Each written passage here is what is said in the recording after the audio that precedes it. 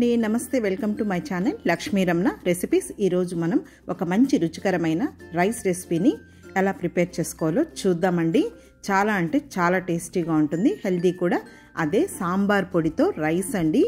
Super టేస్టీగా ఉంటుంది. పిల్లలకు మీరు ఈ విధంగా లంచ్ బాక్స్కి చేసి ఇచ్చారంటే చాలా ఇష్టంగా తినేస్తారండి.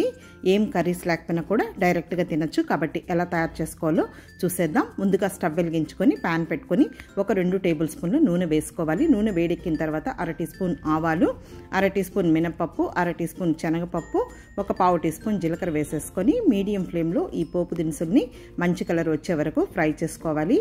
పోపు దినుసులు వేగిన తర్వాత ఒక పచ్చిమిరపకాయని చిన్న ముక్కలుగా కట్ చేసి వేసుకొని, అలాగే ఒక ఎండుమిరపకాయని కూడా తుంచి వేసేసుకొని, ఒక పెద్ద ఉల్లిపాయని చిన్న ముక్కలుగా కట్ చేసి వేసుకొని ఒక 2 నిమిషాలు ఫ్రై చేసుకున్న తర్వాత ఒక క్యారెట్ని పీల్ చేసేసుకొని చిన్న ముక్కలుగా కట్ చేసి వేసుకొని, అలాగే ఒక 2 టేబుల్ స్పూన్ల పచ్చి బఠానీలు, తర్వాత ఒక టేబుల్ స్పూన్ క్యాప్సికమ్ని చిన్న చిన్న ముక్కలుగా కట్ చేసి వేసుకోవాలి. ఇప్పుడు కొద్దిగా కరివేపాకు కూడా వేసేసుకొని మీడియం ఫ్లేమ్లో ఒక 2-3 నిమిషాలు ఈ కూరగాయ ముక్కల్ని ఫ్రై చేసేసుకోవాలి. ఇక్కడ నేను పచ్చి బఠానీలు, ఫ్రోజన్ బఠానీలు వాడానండి.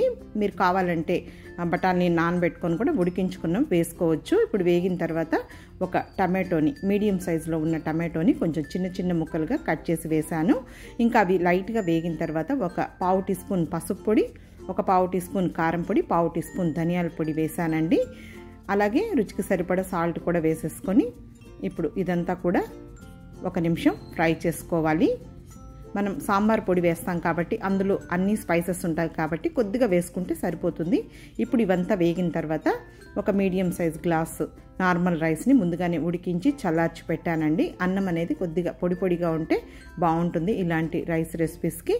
ఇప్పుడు 1 టేబుల్ స్పూన్ సాంబార్ పొడి వేసానండి. మీ సాంబార్ పొడి మీకు ఇష్టమైన సాంబార్ పొడిని యూస్ చేసుకోవచ్చు. ఇక్కడైతే నేను MTR సాంబార్ పొడిని యూస్ చేశానండి.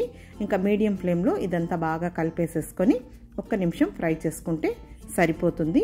ఇందులో నేను క్యారెట్, అలాగే పచ్చి బఠానీ, క్యాప్సికమ్ వేసాను కదా అండి.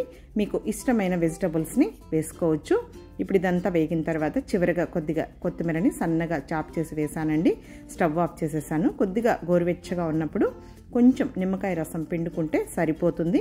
ఆల్రెడీ టమాటో వేసాం కాబట్టి కొద్దిగా నిమ్మరసం పిండుకుంటే టేస్ట్ అనేది చాలా బాగుంటుంది. అంతే అండి, సాంబార్ పొడితో రైస్ రెడీ అయిపోయింది. నేను చాలా రకాల రైస్ రెసిపీస్ని వీడియోస్ పోస్ట్ చేశానండి. ఒకసారి చూసి ట్రై చేయండి. ఇప్పుడు ఒక ప్లేట్లోకి ఈ సాంబార్ పొడి అన్నాన్ని డిష్ అవుట్ చేసేస్తున్నాను. లంచ్ బాక్స్కి అయితే చాలా బాగుంటుందండి. ఇందులో వెజిటబుల్స్ వేసాం కాబట్టి హెల్దీ.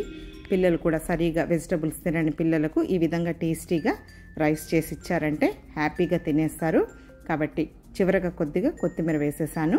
కాబట్టి మీరు కూడా ఒకసారి తప్పకుండా ఈ సాంబార్ పొడి అన్నాన్ని ట్రై చేసి మీ పిల్లలకి లంచ్ బాక్స్కి పెట్టి చూడండి. చాలా ఇష్టంగా తినేస్తారు. ఈ వీడియో మీకు నచ్చితే లైక్ చేయండి, షేర్ చేయండి. ఇంకొక మంచి వీడియోతో మళ్ళీ కలుద్దాం.